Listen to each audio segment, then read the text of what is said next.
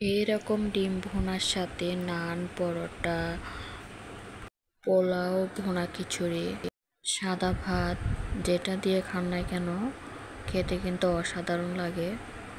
এই ডিম ভুনা ঘরে থাকা উপকরণ দিয়েই বানানো যায়।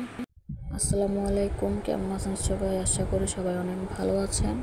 আমিও আলহামদুলিল্লাহ অনেক ভালো আছি আপনাদের দোয়ায়। চলে আসলাম ইউনিক একটি রেসিপি নিয়ে। রেসিপিটি হলো ডিম ভুনা রেসিপি।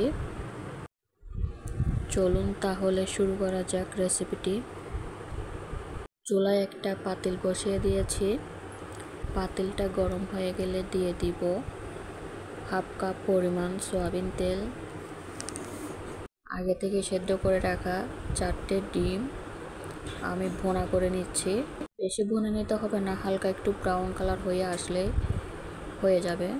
চামচ লবণ, হাফ চামচ হলুদের গুঁড়া দিয়ে আবারও একটু ভুনে নিচ্ছি। কালারটা যখন চেঞ্জ হয়ে যাবে তখন এখানে 1 কাপ পরিমাণ পেঁয়াজ কুচি, 4-5টার মতো কাঁচামরিচ ফালি করা দিয়ে ভালো করে পেঁয়াজ মরিচটাকে ভুনে নিতে হবে। ভালো করে ভুনে নিতে হবে যাতে পেঁয়াজটা হালকা একটু ব্রাউন কালার হয় আর একটু সফট হয়ে আসে। দিয়ে দিচ্ছি 1 চা চামচ পরিমাণ মরিচের গুঁড়া, জিরার গুঁড়া দিয়ে আবারও কষিয়ে নিচ্ছি। এর বিষয় হচ্ছে এখানে 4টে ডিম থেকে আরেকটা ডিম অ্যাক্সিডেন্ট হয়েছে। এই ডিমটা অ্যাক্সিডেন্টে একদম কুসুম টুসুম বের হয়ে গিয়েছে।